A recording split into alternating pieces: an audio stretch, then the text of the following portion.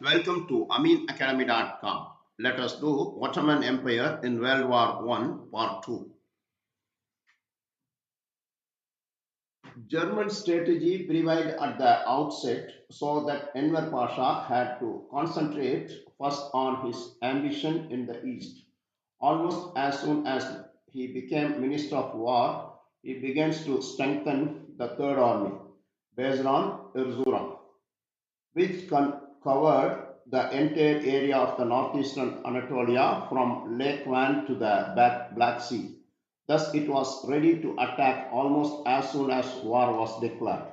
Enver made a last effort to secure the support of the Sultan's Armenian subjects, but a meeting at Erzurum with Armenian leaders from Russia as well as the Ottoman Empire was unsuccessful. Russia already had promised the Armenians an autonomous state, including not only the areas under Russian rule in the Caucasus but also substantial parts of eastern Anatolia.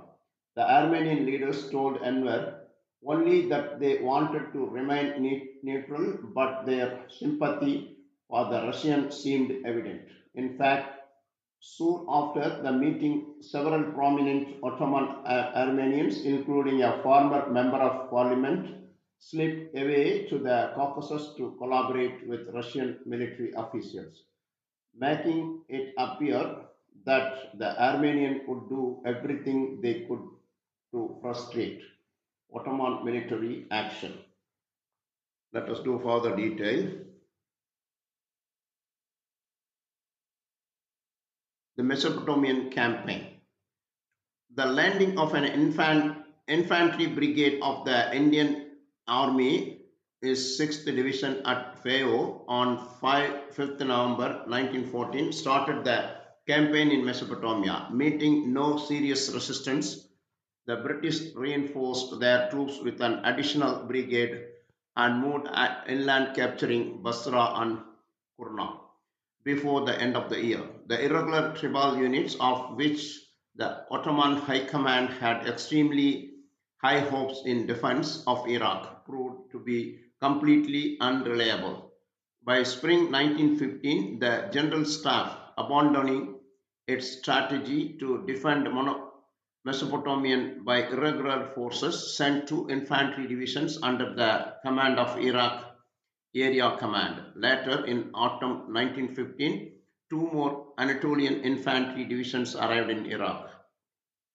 The British 6th Division of offensive that started on 21st November 1915 was stopped at Selman-e-Pak.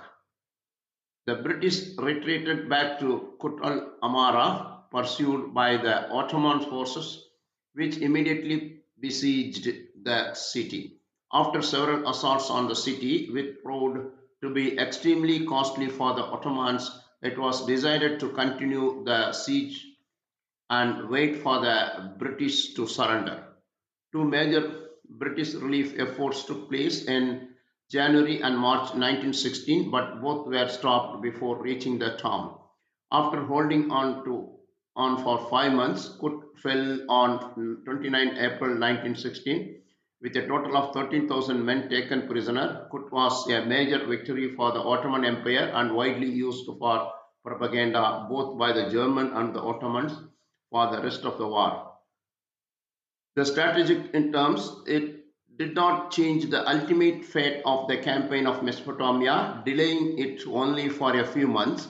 The British would renew their offensive towards Baghdad in December 1916 and capture the city on 11 March 1917. After the fall of Baghdad, the steady advance of the British could not be stopped until the armistice. When the armistice was signed, the British had already reached 40 kilometers south of Mosul, which was still occupied by the Ottoman Sixth Army. The Campaign of Palestine. Shortly after the Ottoman Empire entry in the war, Ottoman General Staff ordered the 8th Corps in Syria to prepare for an offensive on the Suez Canal.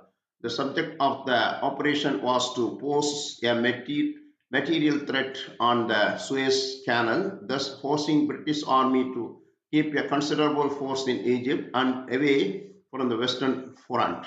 After preparations were complete, the the corps-sized Canal Expeditionary Force arrived at the east bank of the canal on 3rd February 1950, and the cross-canal assault by pontoons started immediately. The assault failed against strong British resistance on the opposite bank.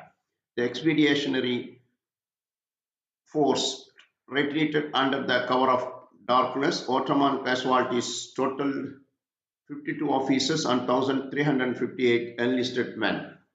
Though the canal could not be seized, the intended objective was certainly achieved. The British were forced to increase their military presence in Egypt until the spring of 1917. After nearly 2 years of relative silence in Palestine in March 1917, the British finally decided to act to capture Gaza with a swift blow. The assault on the Gaza Beersheba line started on 26 March 1917 but failed to break through. The Ottoman Fourth Army reinforced their defenses before the British renewed their assault on 19th April, this time with tanks and gas attacks. This second assault also failed. After holding their front against two consecutive British attacks in summer 1917, the Ottoman forces in Syria and Palestine underwent an organizational change. The 7th and 8th armies were activated and along with the 4th army were assigned under the command of a new army group, Heeres Gruppe F, more widely known as Army Group Ildirim. This new army from headquarters consisted almost entirely of German officers. Field Marshal Erich von Falkenhayn arrived from Germany to take command. This new enterprise immediately caused a crisis among the Ottoman army commanders who felt their authority was challenged or simply could not get along with von Falkenhayn.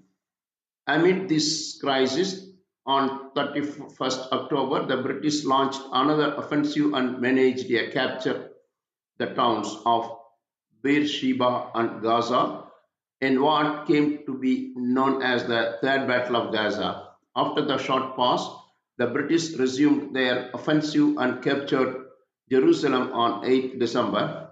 Following this huge blow, von Falkenhayn was immediately dismissed and Field Marshal Liman von Sanders took over the command of Ildirim. After the fall of Jerusalem, calm reigned on the Palestinian front for a little more than 9 months. On 19 September 1918, after a meticulous planning and preparation, the final British offensive in Palestine began. The British broke through Ottoman defenses easily and routed the entire 8th Army. The 7th Army was still defending its position, but since their right flank was now vulnerable due to 8th Army's retreat, it was forced to pull back by nightfall. In only 2 days, an 8th Army was completely annihilated. The Battle of Megiddo, a great disaster for the Ottomans, was followed by the fall of Damascus on 1 October. The 7th Army, under the command of Mustafa Kemal Pasha, in 1938, who also took the remaining units of the Fourth Army under his command, was ordered to retreat north towards Aleppo. After more than a 400 kilometers long fighting retreat, the 7th Army managed to take defensive position north of Aleppo only a couple of days before the armistice, thus preventing a British incursion into Anatolia before the war ended. The Gallipoli campaign. What is that? The greatest danger that the Ottoman Empire ever faced throughout the war came when the Allied armada entered the Strait of Dardanelles with hopes of capturing Istanbul and forcing the Ottoman Empire to capitulate. The naval offensive started at 8:30 a.m. on 18 March in 1915 and lasted until 5 p.m. Heavy fire from Dardanelles fortifications and undetected sea mines destroyed three Allies warships and two torpedo boats and forced them to retreat. Turkish casualties numbered 79 dead and wounded, some wounded. When the naval offensive failed, the Allies, convinced that forcing the Dardanelles by sea would be futile and costly, devised an amphibious assault plan to capture the Ottoman fortifications by land. The Allied landing started in the early hours of 25 April with the British 29th Division landing at Bahir, Cape Helles, and Anzac landing at Arbirnu. The 9th Division put up a fierce resistance against the landing at Arbirnu and Bahir until the Lieutenant Colonel Mustafa Kemal Bey, whose 9th Division was the Army Reserve, used initiative to launch a counter-attack on Anzac, which stopped the enemy advance. Because of this crucial decision on the first day, the situation in the Aripurnu sector would remain more or less the same until the end of the campaign. In Bahir, 9th Division had managed to prevent the British from reaching their objectives. In the following days, the Ottoman army reinforced the peninsula with fresh troops, thus reducing the nature of the campaign to static trench warfare. The deadlock was almost broken on 6th August 1915 when the British launched a major offensive after landing fresh troops at Sula Bay and Arbirnu, capturing the critical high ground before finally being stopped on 8 August. Mustafa Kemal Bey, now a colonel appointed as the commander of the newly created Anafartalar Group, which was an army-sized unit that included all the Ottoman units in the region under its command, was tasked with launching a counter-attack to push the enemy back. He launched his counter-attack at dawn on 10 August and pushed back the enemy. Still hopeful, the British brought fresh troops from Sedal Bahir and renewed their offensive on 21 August, but 21st August achieved only limited gains after 6 days of fighting. After the failed August offensive, the Allies, seeing that their initial campaign objectives were now impossible to achieve, started to plan for evacuations. The Allies evacuated the peninsula with a relative ease by 9th January 1916. For the Ottoman army, it was a hard-won victory which cost greatly in terms of manpower. The Ottoman casualties in Gallipoli campaign numbered as high as 250,000, of which at least 55,000 were killed in action.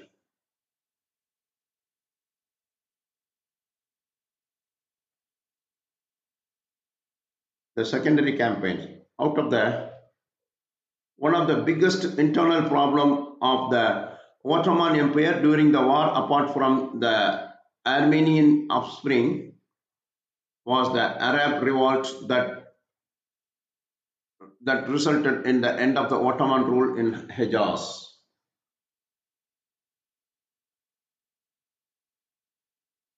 When the revolt began in the summer of 1916, the Ottoman army had only a single division stationed in Mecca and Taif, which held out for a little more than 3 months before surrendering to the rebels.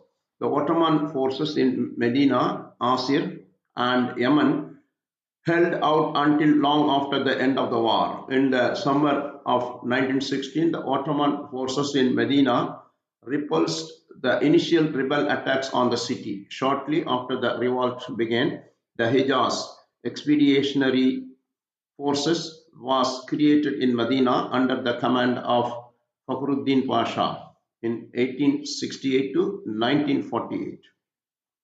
While the troops in Medina held out against rebel attacks, the Ottoman General Staff made plans to evacuate the city through, though this was later found too difficult to undertake. Medina held out under extremely harsh conditions until Fakhruddin Pasha finally agreed to surrender to the Arab rebels on 6 January in 1919.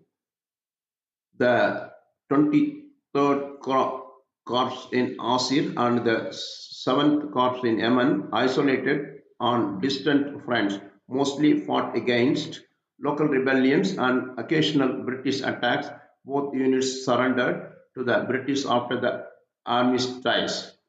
The Ottoman army sent three expeditionary corps to help its allies in Europe when the Austro-Hungarians were overwhelmed by the Bursilov offensive, which began in June 1916. The Ottoman 15th Corps was dispatched to Galicia to contribute to defensive operations against the Russian army.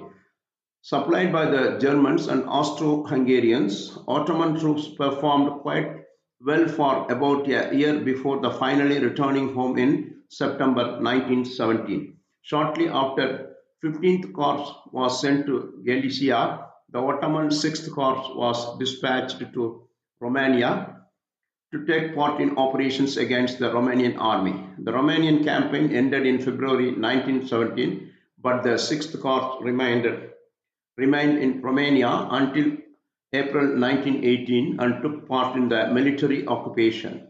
In late 1916, the 20th Corps was sent to the Macedonian front to help the Bulgarian army.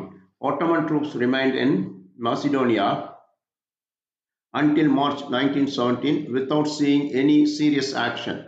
During the height of the Ottoman army's manpower crisis, when the units in the Caucasus and Mesopotamia were in dire need of reinforcements, six divisions and a reinforced infantry regiments in 1,15,000 men in total were sent to fight in Europe. The decision was deemed a serious mistake by Liman von Sanders. From the Germany High Command's perspective, moving fresh Ottoman divisions that were already concentrated in Gallipoli, Thrace, and Istanbul into Balkans by a well-established rail network and putting them into action in a short time was a more desirable option than having them travel under harsh conditions through Anatolia into the Caucasus and Mesopotamia, given the Ottomans' abysmal lines of communication. We'll conclude all the things now. The Ottoman army fought four major campaigns throughout the war and managed to come out victorious in only one of them. The campaign of Mesopotamia,